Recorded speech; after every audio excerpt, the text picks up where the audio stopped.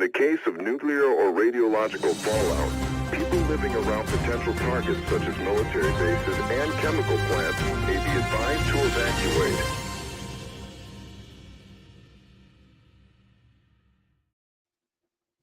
All right, welcome to the Sublation Magazine stream, the Sublation Magazine show. I am Douglas Lain. I'm the host of this stream, also the author of books such as Wave of Mutilation and Pick Your Battle, which was a self-published book I published in 2011. With me today is Benjamin Studebaker. Ben, you want to introduce yourself? Mention that you went to Cambridge. Go ahead. I will. Yeah. It's me, Benjamin Studebaker, PhD in Politics and International Studies from the University of Cambridge, and the author of two books, The Chronic Crisis of American Democracy, The Way Is Shut, and Legitimacy in Liberal Democracies. I went to Portland State University. Anyway, let's talk. Let's get to it. Today is a big day for me. I'm all geared up. I'm obviously just giving you shit for no reason at the start, but I'm all pumped up about the Russiagate story unraveling. I'm angry and just taking out in all different ways. I'm angry at the media.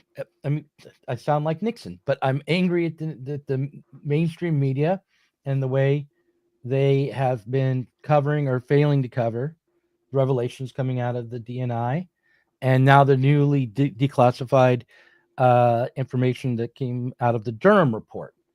And so I thought we'd walk through that. But before I just dive in, have you been following it? What is your impression so far about this particular story?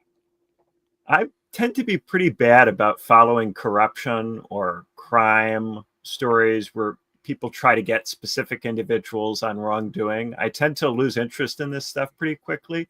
I interpreted this back in the 10s as a gross overstatement of the Russian state's capabilities. And of course, the only stuff that they were able really to stick were some tweets or some online advertising, bots, trolling, nothing that was actually related to the formal democratic procedures. So it seemed to me like a big non-story that they blew up to try to get somebody. So I tend to just not pay that close attention to it in any direction. I would question the framing of this as a story about specific individuals who committed crimes. It is that, but it is that in the same way that COINTELPRO and the revelations around COINTELPRO were about specific individuals who committed crimes.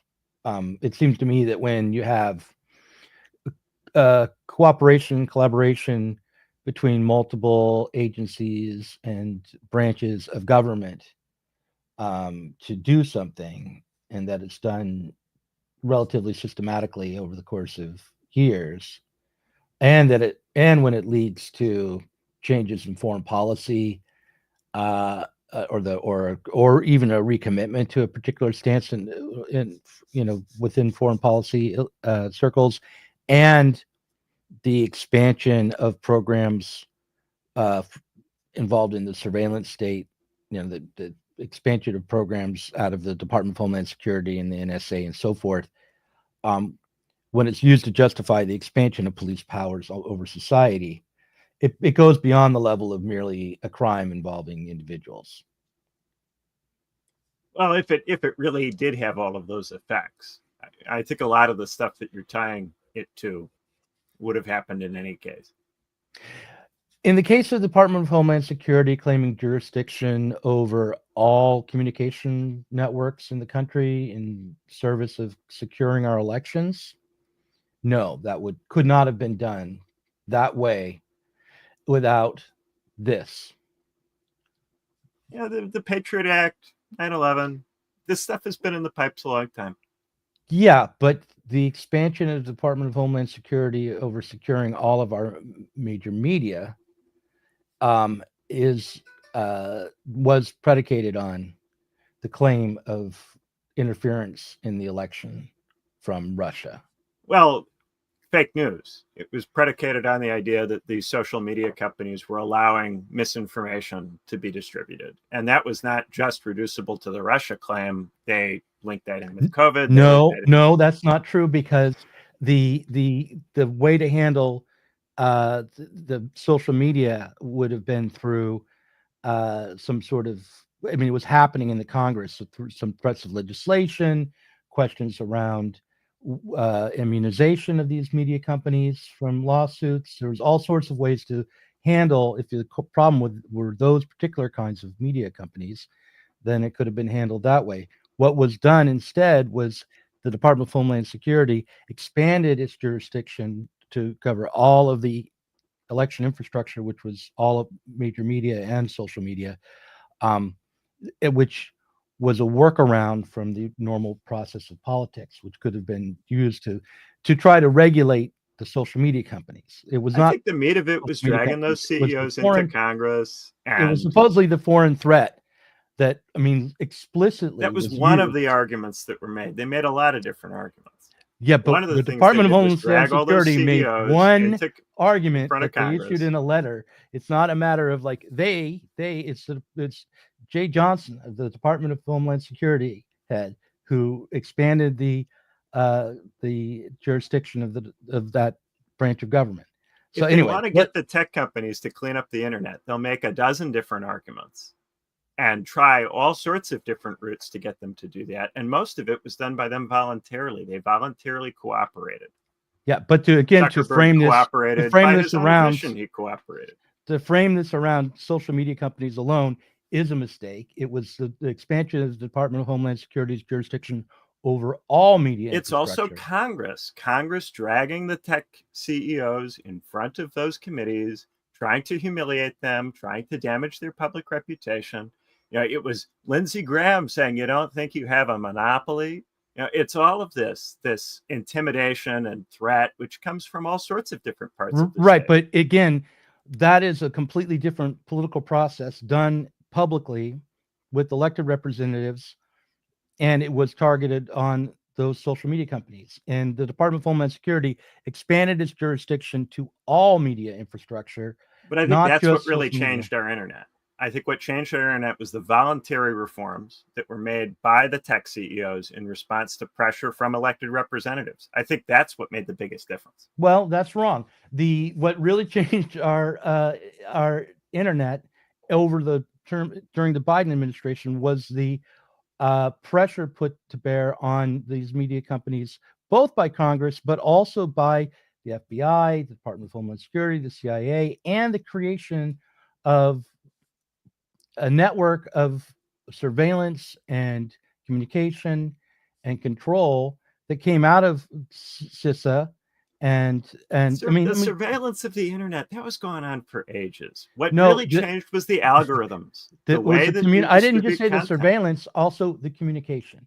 There was a network of communication based on new surveillance from various new institutions out of Stanford and out of CISA and other nonprofits, where in real time they were monitoring what was said and issuing orders as to what should be taken down.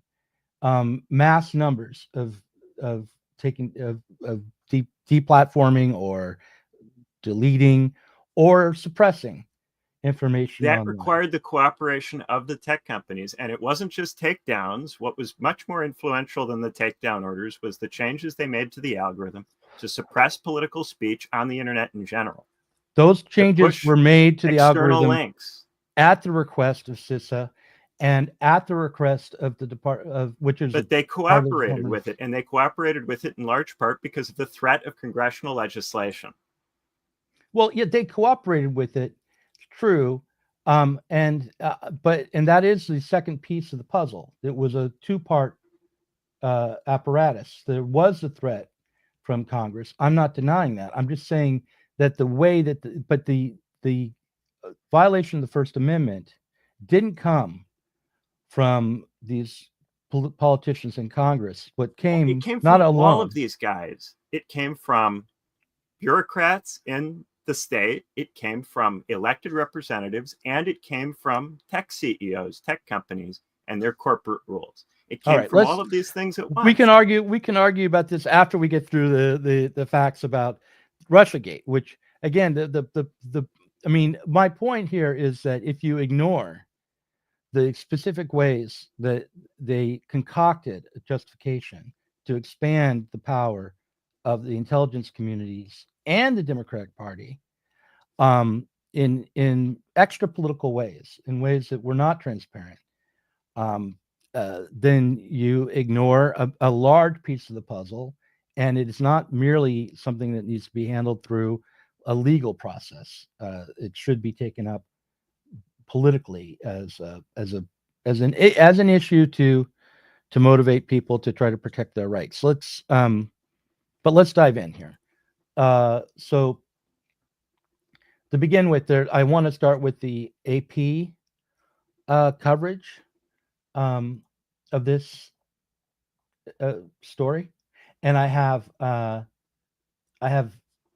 clip to set it up from an old movie called How to Get Ahead in Advertising that explains exactly what's being done. Here's a clip. I see the police have made another lightning raid. Paddington drug orgy.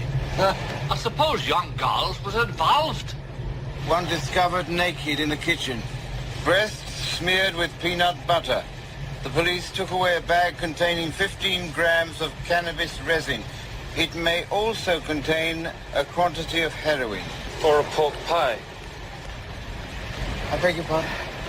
I said the bag may also have contained a pork pie. I hardly see a pork pie's got anything to do with it. All right then. What about a large turnip? It may also have contained a big turnip. The bag was full of drugs. Nonsense.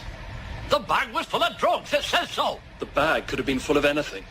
Pork pies, turnips, oven parts. It's the oldest trick in the book. What book? The Distortion of Truth by Association book. The word is may. You all believe heroin was in the bag because cannabis resin was in the bag. The bag may have contained heroin, but the chances are 100 to 1 certain that it didn't. Not more likely than what you say. About as likely as the tits spread with peanut butter. Mind. The tits were spread with peanut butter. Nonsense. It says so. Who's the man you are to think you know more about it than the press? I'm an expert on tits. Tits and peanut butter. I'm also an expert drug pusher. I've been pushing drugs for 20 years. Look here, I've had enough of this. And I can tell you, a pusher protects his pitch. We want to sell him cigarettes and don't like competition, see? So we associate a relatively innocuous drug with one that is extremely dangerous. And the rags go along with it because they adore the dough from the ads. All right. So that was just a little walkthrough about how the media distorts. One way the media can distort the truth and lead you to believe things that aren't the truth by association.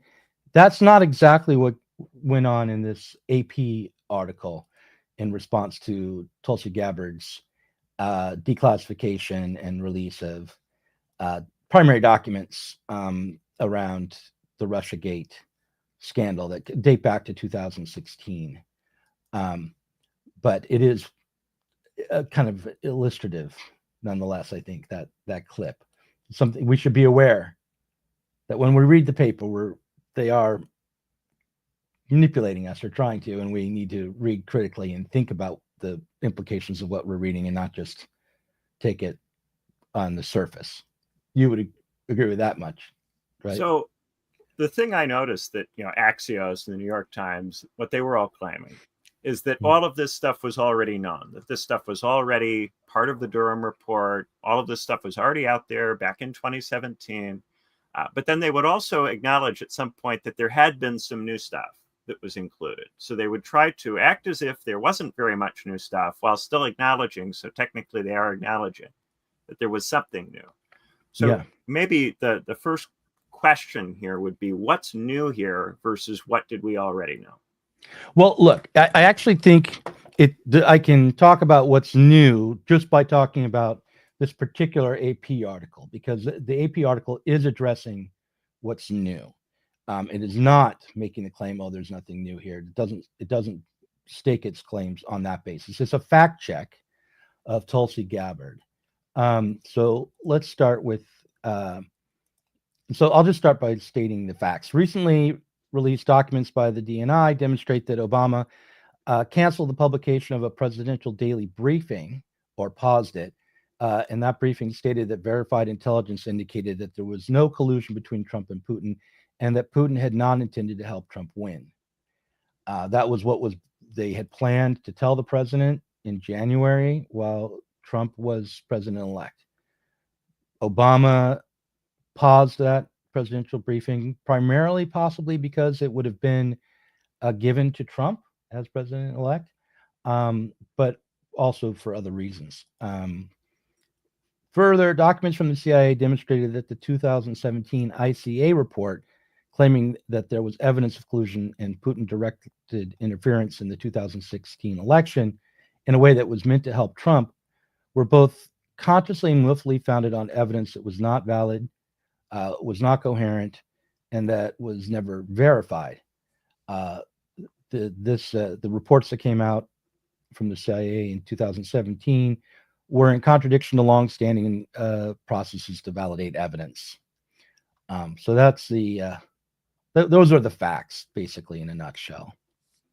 And I wanted to go ahead. Do you want to respond to that? Is the president obligated to believe the things he's told by the intelligence services? No. Well, go on. I don't think if the president isn't obligated to believe the things that he's told by the intelligence services, then it would seem to me that Barack Obama doubting the intelligence that he's getting regarding the election would be not that different from Donald Trump doubting what the intelligence services tell him about an election. Right, and that's true. I don't disagree. It was not a matter of doubting. Obama paused and then canceled the publication of the briefing, and then pushed for a new assessment. And that new assessment was and also, given the full context of everything we know that Obama knew, Obama did that while believing the information in that presidential daily briefing, or at least having about Trump too. It's claimed that Trump knows full well that the information in his briefing. There's, from the Durham report, there's evidence that he knew. So I'm not claiming that based on nothing. How do you know what's in the president's mind? It's a very I know what he was told. To I know what he was told. But what does he believe? The same questions were asked about Trump, right? Look, does he believe the things he's being told? Obama's guilt is not important. He is immunized. This is not I'm not making a legal claim. I'm making a political point. And any reasonable person would have believed that it was likely true what was in the presidential daily briefing for two reasons. One, Obama had been told earlier, I think back in July, that the Clinton campaign there was intelligence indicating that the Clinton campaign had determined to use the FBI and the intelligence community as a whole as a political weapon by concocting a collusion story about Trump and Russia. That's one.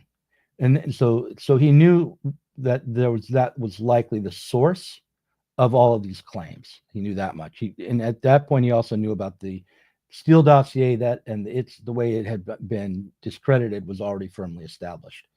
Secondly, he knew that the intelligence report, the daily briefing that he canceled, was based on evidence that had been verified and validated by the usual standards of the intelligence community, and that the evidence that had been used to open Crossfire Hurricane had not been. He knew that much. So we know what he knew, or what he was told. Whether or not he was, like Biden and demented at that point, or in some side, just wanting to believe something because it's politically advantageous. He may have been able to delude himself into believing his own lies. Hardly germane. This is not about trying Obama in a court. Gotcha. Okay. But what we know is what he knew, or what he was told, what he should have been able to know. And any reasonable person would have known. Okay. So the AP story. Gabbard claims, starts out, this is the title. Gabbard's claims of an anti-Trump conspiracy are not supported by declassified documents. Okay, well, all of that hinges on what they claim that the claims were and how they distort the claims. So here we go. In this article, the AP fact checks Gabbard. Gabbard said that the intelligence community had one assessment, that Russia did not have the intent and capability to try to impact the outcome of the U.S. election leading up to Election Day. The same assessment was made after the election. That's Gabbard's claim based on the documents. Now, the AP refutes this by focusing on the claim narrowly. They say Obama never claimed that Russia could hack the voting machines. And this is true. Neither did the intelligence community. However, Gabbard's claim was that Russia neither had the intent nor the capability to impact the outcome of the election. She did not limit her statement to the question of hacking voting machines. In fact, the best intelligence before and after the election indicated Putin did not intend to help Trump get elected. Instead, the hacked emails and clickbait farms online were meant to create chaos, uncertainty, and undermine the legitimacy of the U.S. state. That is the long-standing assessment of the intelligence community before the election and up until that presidential daily briefing. That was what they had concluded. That so it has long been thought that that was the aim of Russian propaganda. So I just want to highlight what the AP did. Again, the claim was not about voting machines alone. The claim that they picked out a piece that had remained consistent and then pretended as though Gabbard was claiming that the intelligence community changed its assessment about Russia's ability to hack the voting machines. Yeah, there was a lot of Mott and Bailey stuff that went on in relation to this, because you had the social media activity of the Russian trolls. Then you had the question about whether they actually messed with the voting or electoral mechanisms. And then you had the question of collusion, whether Trump was a party to what was going on. And oftentimes evidence for one of these things would be treated as evidence for all of them. And then evidence contrary to one of these things would be treated as evidence contrary to all of them. So it tended to produce a conversation that was very confused. People would say evidence of Russian troll activity was evidence of collusion, which it's not. So there was all kinds of just wild stuff that they were saying at the time. And now a lot of those confusions, I think, have what about taken up in reverse. Who was claiming that the lack of evidence of collusion meant that there was no evidence of the clickbait farms or trolling or even of the hacking of emails? Well, there were huge disagreements about the volume of the Russian trolling and to what degree the Russian trolling, who was a Russian troll versus who wasn't. So if you believed what the Democrats were saying at that time, they were often suggesting that huge amounts of otherwise legitimate opinion was paid for by the Russian state so that they could claim that all of these anti-Hillary Clinton people were working with the Russian state or were paid by the Russian state. Right. And so that was not huge. That wasn't true. I mean, and there were organizations, Hamilton 68 was one that were set up to muddy the waters and make those claims about a lot of U.S. citizens who happen to have the wrong opinions. Of course, the thing about this kind of thing is that once you get this kind of ball rolling, it's very difficult to adjudicate every single claim about Russian money, every single claim about a possible Russian tie. Just like during the Red Scare, it became very difficult to adjudicate every claim about a connection to the Soviet Union. Right. But luckily, with organizations like Hamilton 68, we don't have to evaluate every single claim. We can evaluate their methodology. And the methodology was such that they were intentionally dragging up U.S. citizens who had the wrong opinions, rather than having the way to make the distinction between actual Russian agents and merely anyone who repeated a talking point or what they thought was a talking point. So we don't have to adjudicate every instance. We can adjudicate the methodology. Well, we can adjudicate the methodology for how they attempted to enforce the claims that they were making. Well, the evidence that they used and the way in which they sorted the information. Yeah, right. Right. But what they would say is way that to put it. You can't possibly know how many people were potentially involved or what money potentially changed hands. There's all sorts of different ways in which they could have been involved. And this is the thing. If people believe something and they want to believe it for political reasons, they can concoct all sorts of narratives about why they can't produce the necessary evidence to convict the people that they feel on some level there sure must be involved. And I think that's largely what happened. Democrats got into a frame of mind where they were sure that this was going on. They couldn't prove that it was going on, but they were determined to act as if it was going on because they believed it, and it was politically advantageous as they saw it to believe it. Actually, it was not very politically advantageous because, in point of fact, when they moved the entire public discussion into this and attempted to impeach Trump, it caused his numbers to go up, and it caused the public to forget about the Trump tax cuts and the attempt to do repeal and replace. So the approval numbers, all of that in the following year moved in Trump's direction while they talked about this stuff.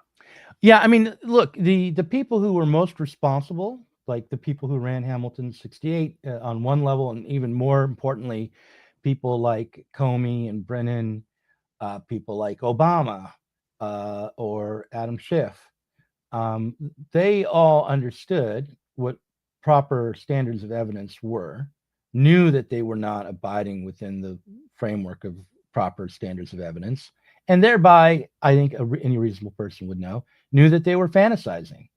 I don't think that, to the degree to which they actually believed it, is not that germane, but I do think that it's basically true that given the source of the claims originally, which was the Clinton campaign, which was, I mean, we can get to this, but ultimately the Clinton campaign, in an effort to distract from Hillary's own email scandal, which is actually, which Obama also helped to scuttle the investigation into that, created this Russia collusion story against Trump really very, very early, around 2015.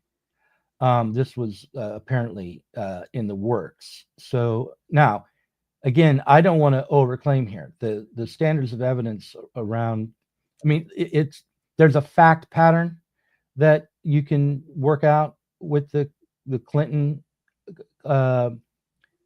plan to create a collusion story, and it's fairly solid. But I will say there's no airtight primary documents like a signed memo from Hillary saying, "Here's my plan." But there's a fact pattern that emerges, and we could. Oh, this is the same kind of reasoning. They go, well, we don't have airtight evidence, but there's a fact pattern that we want to try to use to substantiate. And then the thing is, a lot of it is not really ultimately about getting people on criminal charges. A lot of it is about creating a favorable climate in which they can put pressure on the tech CEOs. And if they create this public discussion that the internet is insecure and that there's all sorts of stuff going on the internet that needs to be cleaned up, what they can then do is pressure the tech CEOs to cooperate with them in cleaning up the internet. And they did that not by finding hard evidence and prosecuting people, but by persuading large numbers of people that there was likely to be some kind of bad thing going on the internet, some kind of bad thing that we needed to do something about, something that was amorphous and difficult to prove, difficult to establish, but nonetheless, the evidence that something needed to be done was that Trump was elected. Yeah, this is so far away from that. I mean, the difference between what I'm claiming around there being a fact pattern is that there are actual facts and there are primary documents. Well, and in the case of, hold on. In the case of the Trump collusion story, there were never any facts. There were never any primary documents. And there just was never much evidence at all of even that Putin wanted Trump to win enough to try to help him win, let alone of any collusion. and that's been established now through the Mueller report and the Durham report. So to try to obscure the difference between legitimate investigation into facts that are validated and carefully scrutinized with the way in which this fraud was perpetrated on the American people does a disservice to everyone. Well, but the facts were that there were lots of people making posts on the internet that were not in accordance with what these people expected. The internet was suddenly behaving weirdly in a way that they didn't understand. And they were looking for explanations as to why the internet was behaving weirdly. Why are all of these media companies getting started up on the internet and publishing all of this stuff that seems to not be in our political interest? Now you're conflating two different aspects of this. Now you're conflating two different aspects of this. The collusion story and how it was produced and what it and where it came from. That's one thing. And then the need to control the media and social media was another. But to say they didn't understand why, to say they didn't understand why it was happening is wrong as well. They talk about how weak a candidate Hillary Clinton was, how the necessity for distraction. They're not unaware of the causes for the dissent. They just want to control it. So and then that, but really the main point was not about was not originally about creating this media apparatus when it was concocted in 2015. It was about setting Hillary Clinton up to win the presidency, and having a plan to smear her opponent, which I think it looks like from the very early days they wanted it to be Donald Trump. That's sketchy, but opposition research and figuring out who do you think that you can run good opposition research against, that's conventional political wrangling. And trying to push a story that you think will damage your opponent through whatever means available to you, even if it's shaky and you're not entirely sure if it's true, is pretty conventional political behavior. I think where this became something that wasn't conventional is the point at which it became part of the legitimation story for the regulation of the internet by getting the tech CEOs to self-regulate, by getting them to acquiesce in the cleaning up of Facebook and Twitter and all of these other companies. It was not conventional, or if it was conventional, we should be up in arms about it being conventional. It was not conventional to plan to use the intelligence community to push and validate your opposition research and your stories. Back when I first started really paying attention to politics back in the late 80s, you could distinguish between the kinds of smears and stories that would be floated about the opposition candidate and the ones that were officially a part of the campaign. There were whisper campaigns. There were secondary organizations that were formed. They would push forward the most outlandish, scandalous smears against opponents. And even in high school, I could tell the difference between one and the other. But when you get to a point where you're actually using the intelligence community, opening up investigations, and you're able also to push these stories into any mainstream outlet you want, and that was assumed at the start, then we've entered into a new terrain right there. The civil service is not apolitical or neutral in the way that it purports to be. People in the civil service leak continuously stuff that they think will achieve various political objectives that they have. This was a huge theme throughout the opening parts of the first Trump administration, civil servants leaking against him because they didn't like him and they wanted to damage him politically. Yeah. So it's not that surprising that these civil servants would also, to some degree, play a role in Democratic Party attempts to undermine him. What's so interesting about this report is that they didn't do that. They said that there wasn't a link, and nonetheless, the Democratic Party attempted to move forward with substantiating one. Well, what is interesting about this is that the FBI, and I think the CIA as well, but certainly the FBI, no, both, were informed about a plan from Clinton to manipulate the intelligence services.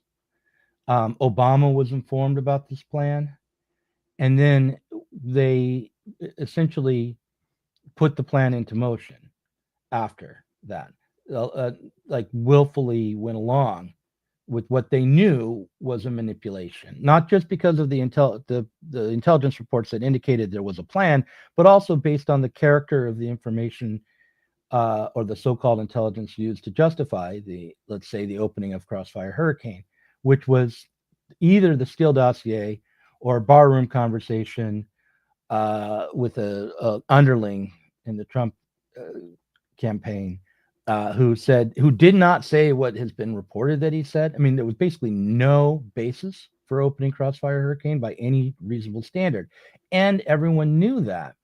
So so I do think it's important to notice the difference between a leak from someone who has a political agenda within the deep state or the administrative state or the civil service, and a willful manipulation of the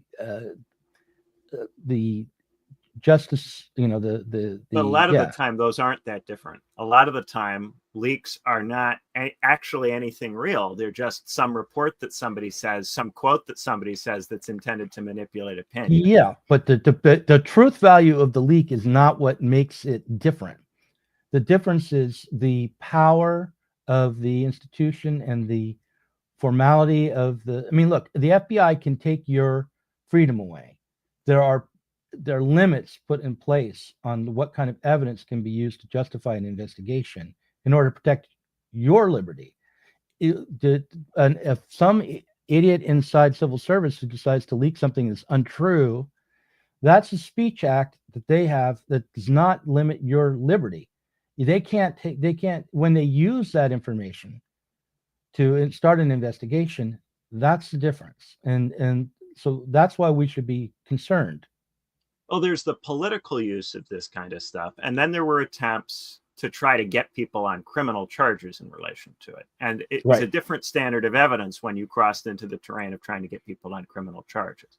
So they could have this public discussion that could seem to convict in the court of public opinion Trump of all kinds of different things, but then not be able to translate that into a criminal case that could be successful at the level of the criminal law. My emphasis here is that the effect of this stuff was not really to get somebody in a criminal case. That was not, by and large, what happened very often or very frequently. What instead happened is that they created a political atmosphere in the country, and that political atmosphere facilitated the closing up of the internet. That's true. But but I do think the difference between saying something that isn't true and creating a propaganda campaign or to persuade the public, and using institutions, legal institutions, police institutions to validate and lend legitimacy to the claims is a corruption that goes beyond what you were describing before. And one of the reasons it is so dangerous is because the police can take away your individual's freedoms. So you can target a leader of a movement on spurious grounds, possibly lock them up, and do tremendous damage to the movement, say, or the party, in the process, using by violating people's rights, you also change the political climate. Well, there's a difference between an intelligence report that you can get the journalists to report on and treat as real, and an intelligence report that holds up in court as providing real material evidence of criminal activity. There is. And I wasn't saying there was. I didn't, but you're not addressing what I just said. You're just throwing up. You're doing what the AP does. You're conflating what I'm saying with whatever you wanted to, in a straw man way, whatever you want to just throw aside. I didn't make the claim that there isn't a difference between a court of law using something for material evidence and that and persuading people. What I said was the two things in combination. When you use the power of the justice system to validate claims, the risk to liberty is increased because you now are using the power of the state to take away liberty to validate political claims or any kind of factual claims. So that's what I was claiming. Is that not clear? Well, so what specifically are we referring to here? I'm referring to, let's say, for instance, the way in which Comey allowed and pushed for the Crossfire Hurricane investigation to begin, which I'm also pointing to the way the CIA created intelligence reports to justify the continued investigation through the FBI that lends legitimacy to that illegitimate investigation, and that also led to the selection of a special prosecutor. So all of the apparatus of the state was put together to create a political campaign or propaganda campaign against what then was a sitting president on the basis of a dirty trick or opposition research within the Clinton campaign that dated back to 2015 and which never had any factual basis at all. I think this all is of a that's major really part important. of why the Supreme Court had to immunize presidents from this kind of thing officially. Yeah, previously there were norms and mores limiting the degree to which people would use lawfare to try to target the president, and now there has to be actual protection because those mores have been badly violated. Right, but the other side of this is the way in which the intelligence community can be used as a political weapon against political movements of all types. And there were reforms through the Church Committee after COINTELPRO that now seem to have been undone, and which the exposure of this information should raise again. Like this is why this is an important story. Did you really think those reforms really protected us in any kind of a real way from the political use of the intelligence services?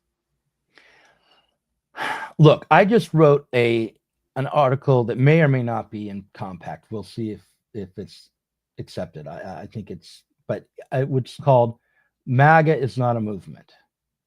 Okay, and it's the I do not believe that legal reforms alone are sufficient, but I do believe that these kinds of when the exposure of this level of the politicization of the intelligence community and the way in which our politics are being controlled and manipulated, and also the exposure of Obama as a corrupt player who is not very different than the way we usually conceive of Nixon, who's a rat fucker just like any other rat fucker. All of that's important because it helps dispel the illusion that you're pointing to right now. I don't think the Church Committee was sufficient. I do think the standards that arose were worthy of being upheld, that we should expect that kind of protection. Part of the trouble is when you try to have legal protections governing the ways in which this stuff can be used, the only way that this can be enforced is by engaging in behavior that's very close to, if not often indistinguishable from, the behavior that you're trying to regulate. So the only way that you can go after people for having done lawfare is with lawfare. And so you get into a vicious circle where you just end up with a bunch of legal paperwork. Yeah, but actually, it isn't the only way you can go after these people. There is another way, but yeah, it requires organizing from society. I know I'm going to read, by the way, you put an article up today on Mott and Bailey and the question of society. I'm going to take a look at it. But it does require organizing from society to have an independent political movement for people, for working class people, that can start to hold the state accountable and press to change the foundation of society and the state. But so there is another way than lawfare. But if we rule out organizing on the basis of societal freedom, if we rule out the idea that it matters when our rights and the political process is supposed to protect those rights have been completely pushed down and smashed, then if we say that the facts don't matter and that we can't distinguish between fact patterns that have been validated and that we're thinking through as reasonably as we can, and mere propaganda, when we conflate all those things, then we're stuck with lawfares and answer choosing which corrupt set of politicians or parties we want to side with in a particular moment. Maybe the rational response in those circumstances is to do what the general public generally does. We'll vote these fuckers in this time, then we'll vote in new fuckers next time, see which one of them's worse, give each one of these assholes a shot. You get the electoral mechanism, and then you've also got just not caring about anything that is thrown out in terms of criminality or in terms of the legal system. My usual response to all of this stuff is to not care about any attempt to convict any politician of any crime, whatever, to just assume by default that attempts to convict politicians of crimes are politically motivated, and to just be disinterested in attempts to use the law to discipline politicians. And to say in every case that the appropriate response, insofar as there is one that's available in this political system, is to just vote the person out if you think they're a bad guy. What else could people do apart from that? Well, I mean, look, the reason to care about this particular story is because over the last 10 years, and certainly, over the last 10 years, from the election of Trump on, the Russiagate story was a litmus test on the left. There were those who claimed that it was bogus, were thought to be Trumpists, and thrown out of the left, or tried to, shunned in various ways. There was a refusal to listen. Even today, I would say probably the majority of people in our own milieu will either take your position, I don't care, or they'll say that they think Trump somehow was colluding, or at the very least, I mean, at this point, I'm not sure, but in our milieu, especially if you extend it out to places like Breaking Points or Bad Faith, Breonna Joy Gray, or a variety of other social democrats on the left, this Russiagate story is minimized because to expose it discredits the Democrats in a way that makes them impossible to continue to support.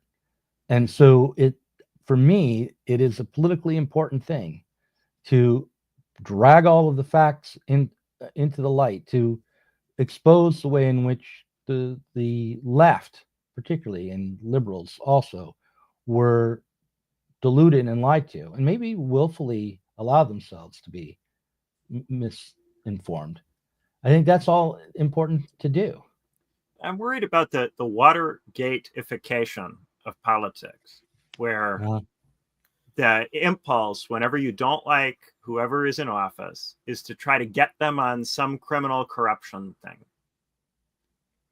And playing into that and encouraging it, even by attempting to call BS on it, I think it often just feeds it. It just feeds this continual attempt to treat all the politicians as corrupt or they're criminals. And if we just got rid of the bad people and replaced them with the good people, then everything would be hunky-dory.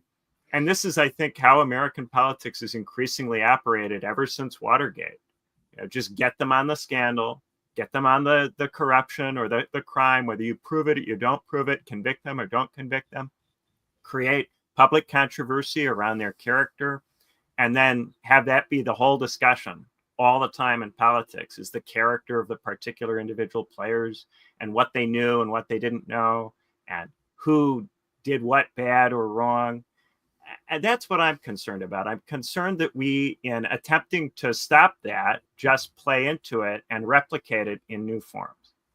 There's an assumption on the left, certainly in a publication like Jacobin, that of the two parties, the Democrats are the less bad, and that if we are going to try to hold on to the rights we need in order to be able to organize as socialists, we need to support them. There's an assumption on the left that there's a popular front approach to politics that ends up making most leftists into Democrats, and exposing the corruption specifically within the Democratic Party. And by the way, I think this story about Russiagate is pretty big. I mean, I think that maybe the only thing that would be more important to the public would be to look really carefully at the pandemic and the way in which those policies were put together. I think when we can see that our attempts to protect our rights to organize, our rights to try to help create an independent political movement for people is being undermined by our own activity of support for the Democrats, we have the opportunity to change.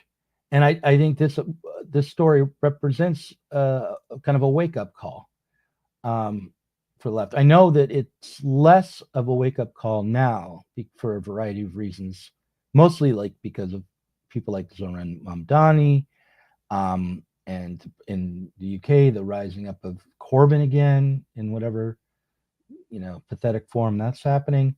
There is a strong pull to return to the same kind of politics as defined us for the last 10 years. But this story, if fully taken in and thought through, should dispel that illusion. It has the potential to do so, and not because it's an embrace of lawfare, and not because it's an embrace of the opposition party to the Democrats, but rather just because it demonstrates the degree to which the administrative state and the capitalist politicians altogether are manipulating our own movement. I don't know that it has that potential. At this point, we're talking about an election that occurred in 2016 and litigating the details of how that election was conducted and who knew what, who was involved with what, and who said what. It's reports about something, an event that occurred a long time ago. The Mamdani thing is going to get young people who weren't voting, were children in 2016, don't care about that election, don't remember it. The Democrats, you've seen, you're angry about it, what they're going to say in the New York Times and Axios and the Washington Post and so on about this.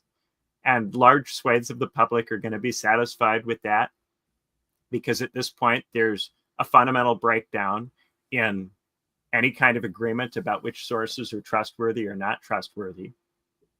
And trying to prove to people that they shouldn't trust the establishment media. Either you do or you don't. But it's very difficult to make an argument to somebody who trusts the establishment media that they shouldn't trust it, apart from the experience of some actual result in your life that conflicts very heavily with what you were told. Like, you go to Iraq and there are no WMDs there, or you're told the economy is doing great and you get a crash in 2008. If you don't have something physical in life that conflicts with the narrative, and the election of Trump itself conflicted with their narrative of what was going on in the country and how it operated, and so did have a certain jarring role for a lot of people in making them question whether their media diet was any good. And there has been a kind of grinding down over the last 20, 25 years of confidence in those media institutions, because they have failed to anticipate or inform people about the events that have taken place. But I think trying to litigate the facts of particular cases, especially to do with the legal system 10 years ago, I don't think that's going to do very much. I think the real result will come from people continuing to see these media outlets make claims about what's going on or make claims about what the future holds, and those claims not being true.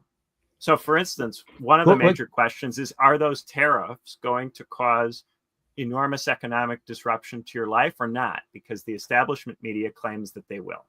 Okay, let's pause here. You're saying that without knowing the truth materially, we are unable to think critically or find a need to think critically. Let me just say, to enter the point of view of other people in the society. So if we're trying to persuade people in the kind of Jacobin space or what have you to not be interested in the Democrats, then we have to be able to enter into the headspace of how do they read the media? How do they determine what's a fact or what's not a fact? And Gabbard coming out and making a speech is not the kind of thing which influences the information environment of the people that you're looking to persuade.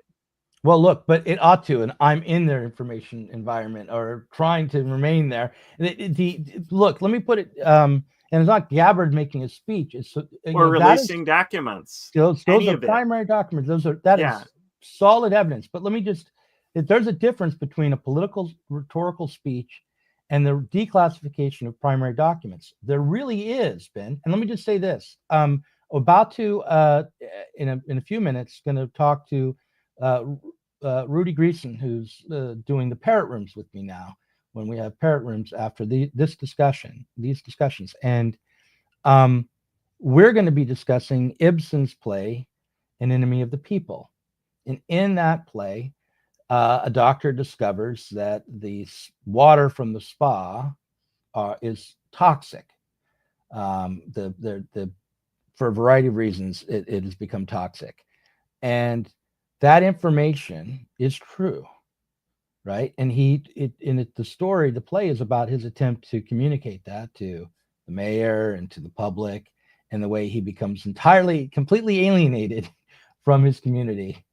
And the last line is, the strongest man who's willing to stand alone, or something like that. So I recognize there is, there's a risk to my position here, but there's two sides to that story. On the one hand, you do have to think through how you fight and be tactical and strategic, and not just stand on principle and pride, which is what happens to the character in the Ibsen play. But on the other hand, here's the truth for you.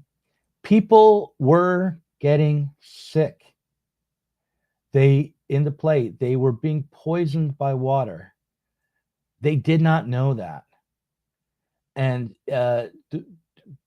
in order to discover that, they needed to be able to think critically and not merely react to what they saw as the material conditions they were in, because what they saw as the material conditions they were in was too limited. They were not able to see the truth because it required a little bit of deeper thinking and some investigation. So what I'm saying is we have to hold on to critical reason if we're going to discover the material reality of our situation. And I'm not so sure that pieces of paper that the state puts out are that different from speeches. I'm not that sure. I'm not that sure that the primary source documents, that the various pieces of paper that the state releases that make all kinds of claims about reality, I'm not sure that they are that different from speeches. Well, they are, because the people who are putting out those pieces of paper are in a position to change material reality. Well, so are the politicians who give speeches. Yeah, but right. But when, again, this goes back to the power of the intelligence community and the police. And it goes to the level, there's a difference between a political speech, which is done to persuade, and internal document that is like a speech act, that is implementing policy. And also, why do we think that these internal documents are not intended to persuade? Well, they're intended to persuade. They're intended to persuade a small group of internal actors, but not to the public. Well, the public has a role to play in this system. It votes, and the internal actors have a role to play in this system. They take up your policy recommendation or they don't. Who's to say that people are telling the truth when they make public policy arguments, but not when they make arguments to the public? You know, when people make arguments internally within firms, people lie and distort and play all kinds of games to get their way. Okay. When people in corporations are having arguments about what to do, they come up with all kinds of internal documents to try to machine different people inside the structure into doing what they want. How do you know that any of the documents with the word vomit, that any of them are trustworthy?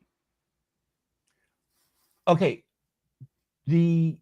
I am able to read this AP fact-checking document critically and see when it does a Mott and Bailey, when it's conflating, when it's taking one claim and distorting it in the way that it responds to it and tries to dismiss it or discredit it.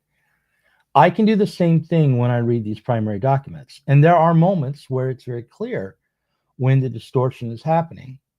When Brennan tells the intelligence agents who are dissenting against releasing the 2017 report indicating that there's possible collusion, and I believe I'm remembering this correctly. In any case, that Putin is intending to help Trump get elected, certainly was what was being put forward. When there was internal dissent against that, and part of his team stood up and said, listen, the evidence you're using to justify these reports do not meet the standards as spelled out, in our training.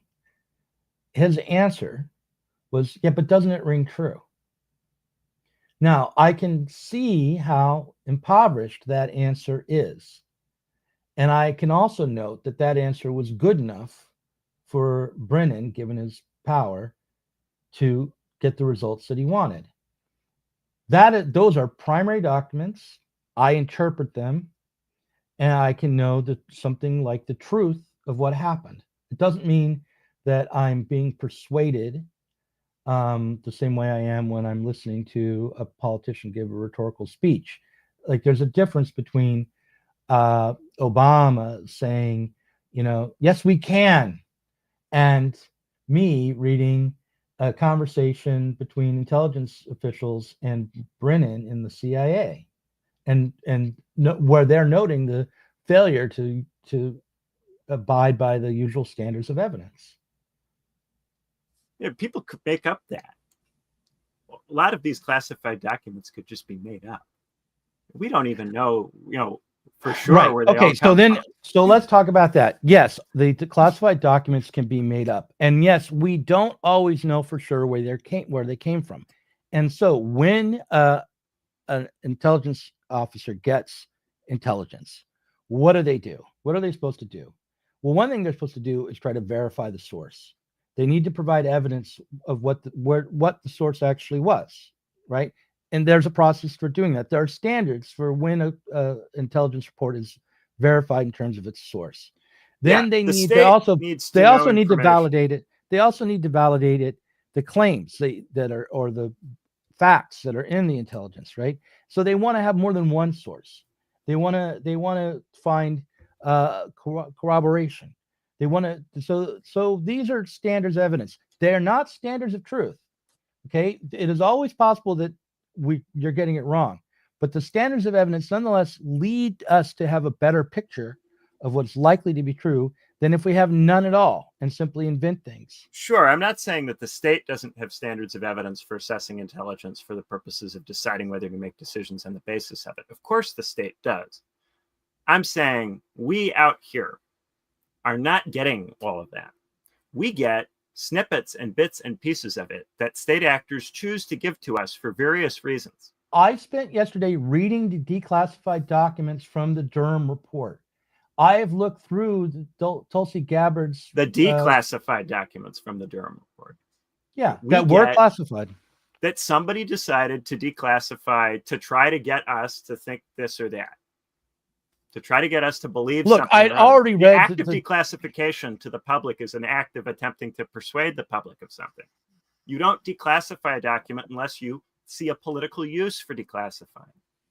Yeah, I understand that. So, but any document that we have access to is a political document. It's not simply claims about reality. But Ben, just because you can speak to the motivations doesn't mean you can't also parse out the legitimacy of the documents. We don't have the other documents that, for whatever reason, we haven't been given. And this is always the case. We're always operating with an information asymmetry. So once we start to think we know what's going on. Okay. I can't. We're not so what you're trying to, well, we're not read in on everything for sure, but look, it's possible, right? It's possible that in reality, and the government knows this, the aliens are real. They've got us all in the matrix, and everything else is just an illusion. That's a possibility. But what I'm not making a case for that. I'm making a case for suspending disbelief, and going, okay, what can we really be sure about? Making firm conclusions. Okay, we don't have to either say that we know or say that we definitively don't know. We can sit here and go, there's stuff that's been put out there by a variety of actors with a variety of motivations. We don't have to take all of that stuff fully seriously, nor do we have to reject all of that stuff out of hand. But we can have a kind of distance from it. During the Russiagate scandal, one of the things that I noted was that there were no primary documents. There was no good evidence ever presented. There was always just allegations. And there was always a claim, well, soon the truth will come to light. And it never, and when it did come to light, truth was, no, the truth did come to light. The truth was, we don't have any evidence for this. That was Mueller's conclusion. Okay. So in the process of the Russiagate investigation, what happened was they did have an investigation to try to demonstrate collusion, and they couldn't do it. They could not do it. They could not gather the evidence they needed in that plot process to indict or even make a good argument. In politics, if you have to prove something, it hardly should matter. In politics, the stuff that should matter is stuff that you shouldn't have to prove, the stuff that is obvious to people in their day-to-day life. It's obvious to people, for instance, that it's incredibly inconvenient to try to get health care in the United States. It's obvious to people that the education system in the country that the water is polluted.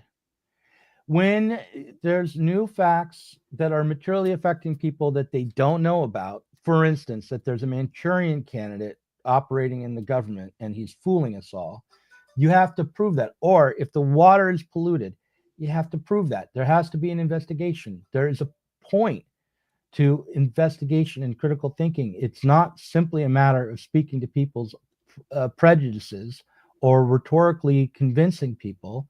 There is a role for reason and investigation. But what will get you there is the fact that people are dying from drinking the tainted water. That's what will cause people to be motivated to potentially believe a report about the state of the water. The fact that people are dying of it.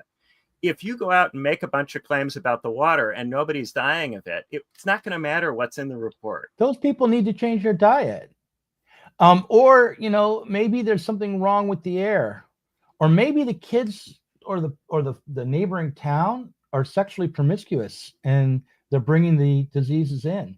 There are all sorts of reasons why those symptoms that the people who are drinking the water are exhibiting are being exhibited. You cannot simply, you have to investigate and make and bring forward evidence. But you have to actually have a real problem. And the issue with stuff like this is that it doesn't make a real problem for people outside of the fact that, for instance, people like you and I can't distribute external links anymore on Facebook or Twitter. You and I can't send out a link to a Sublation article and have it be distributed anymore. That's what's changed that affects us. Right, but it does affect me. I do that. So I feel this very in a very real way, that my ability to do what I want to do in the world is being limited. Why should the in that public way. care about that? Why should the public care that we can't distribute our external links Because on the internet? I might be wanting to tell them that the water is polluted. I may be wanting to tell them information that they need. I might be wanting to tell them that the FBI is a political arm of the Democratic Party, and that their rights will be trod upon if they try to do things that are in opposition to the Democratic Well, but Party's then that's what interests. we should be doing. We should be giving them something that they need, something that's useful to them and that helps them. Whereas when we start covering the stories that affect us and make us unhappy and upset, I think that they understandably shrug and go, what do we care?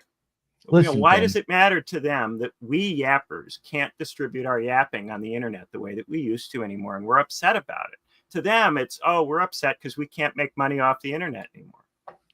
You know? Ben, look, the strongest man is willing to stand alone. I'll just leave it at that for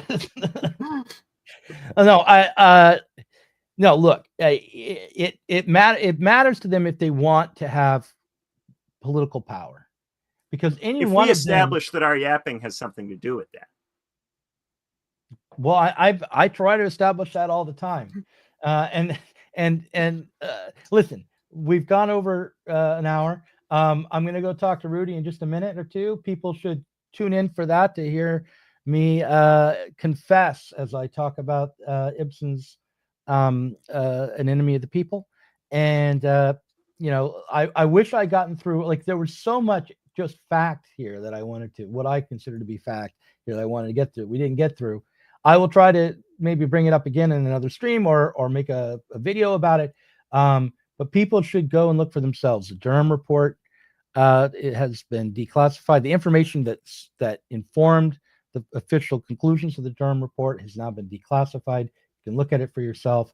Tulsi Gabbard's releases from the DNI, I believe, should be taken up and taken seriously, especially by people who watch this channel, people who consider themselves socialists, who already know the necessity for organizing independently from the current system. These things need to be looked at. I'll give you the final word, though, Ben. Go ahead. Well, I don't know, man. I don't know that we're really going to be able to get people to care about this in that kind of way. I think that what will instead happen is that insofar as people do care about this, they'll just do the lawfare in the other direction and go, oh, they should prosecute Obama, which of course they're not going to, and it wouldn't work if they tried. So they can get Comey and Brennan possibly, but what good would that do? What good would that do? Then you just have more of this frothing lawfare stuff. It doesn't matter to people. All right. I'm going to hit the button, and I'll see you next week. In the case of nuclear or radiological fallout,